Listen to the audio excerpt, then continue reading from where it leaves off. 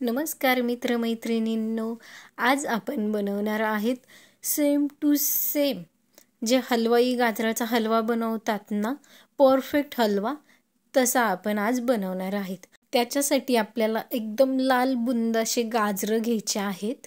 मी इथं 1 किलो गाजरं घेतलेले आहेत। ते पाण्याने स्वच्छ धुवून घ्यायचे आहेत आधी, कारण का त्याला खूप माती लागलेली असते आणि कोरडे करायचे आहेत। कोरडे झाल्यावर मस्तपैकी आपण त्याचे वरचं कातड आहे ना ते काढून घ्यायचं आहे।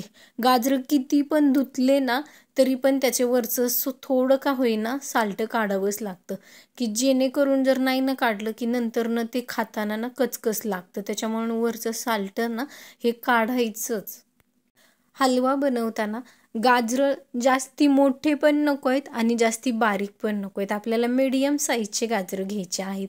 इथे पूर्ण गाजराचं साल्ट काढून घेतलेलं आहे आणि जे पुढचं त्याचं टोक असतं ना ते आपण कट करून घ्यायचं आहे अशा प्रकारे। आता मी इथे एकदम बारीक खिसणी वापरलेली आहे। तुम्ही मोठी वापरली तरी पण चालेल। ही बारीक खिसणी का वापरलेली आहे की गाजराचा हलवा पटकीने एकदम मेल्ट होतो, त्याच्यामुळे मी इथं बारीक खिसणी वापरलेली आहे।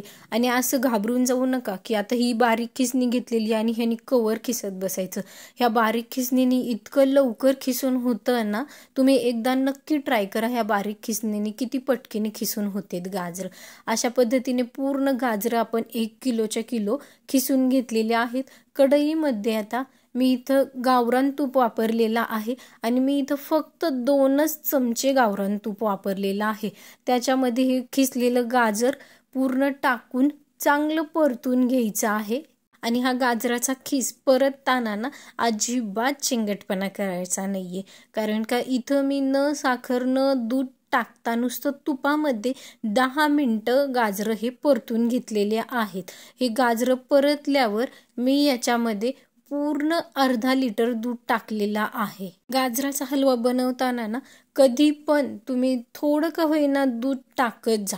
दुधामध्ये जर गाजर शिजले ना इतकी चवदार गाजराचा हलवा होतो। म्हणून सांगू तुम्हाला, तुमच्याकडे अर्धा लिटर नसलं ना तरी पण तुम्ही 2 कप भर जर दुधामध्ये शिजवलं ना हे गाजर, खूपच चवदार होतो गाजराचा हलवा।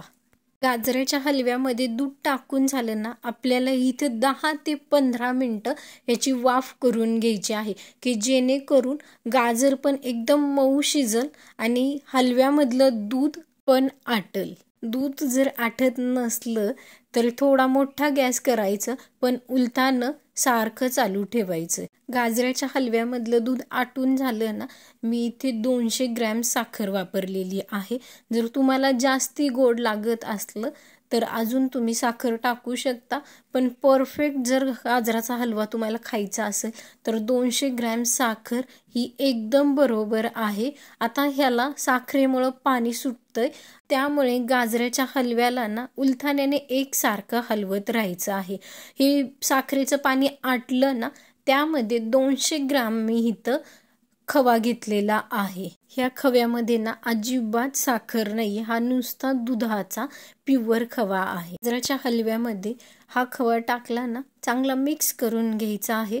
आणि एक मी सांगते तुम्हाला, खवा टाकला ना बारीक पण गॅस केला ना तरी पण तुम्ही सारखं उलटाण्याने हलवत राहायचे। मी इथं 2 ते 3 विलायची बारीक करून टाकलेली आहे। खवा टाकला ना खाली चिटकायची म्हणजे करपण्याची जास्ती शक्यता असते, त्याच्यामुळे सारखं उलटाण्याने आपलं पाणी आटूस तोपर्यंत गाजराचा हलवा हलवत राहायचा आहे। आता हा पूर्ण झाला ना, तुमच्या आवडीने काजू बदाम कमी जास्ती पाहिजेल तेवढे भरपूर टाकून घ्यायचे आहे त्याच्यात काजू बदाम वरनं। पूर्ण गाजराचा हलवा तयार झाल्यावर हे थोडंसं मिक्स करायचं आणि गॅस बंद करून घ्यायचा आहे। आता हा तयार झालेला आहे आपला परफेक्ट गाजराचा हलवा। या पद्धतीने जर तुम्ही गाजराचा हलवा केला ना, तुम्हाला अजिबात वाटणार नाही की मी हा गाजराचा हलवा घरी बनवला आहे, की 100% तुम्हाला वाटणार की मी हा विकतच गाजराचा हलवा घेऊन आले। तुम्ही बघू शकता किती सुंदर हा गाजराचा हलवा दिसायला झालाय, खायला तो खूपच सुंदर झाला होता। तुम्हाला जर ही रेसिपी आवडली असली ना तर खरंच मित्रमैत्रिणींसोबत शेअर करा आणि माझ्या चॅनलला एक लाईक आणि सबस्क्राईब करायला विसरू नका.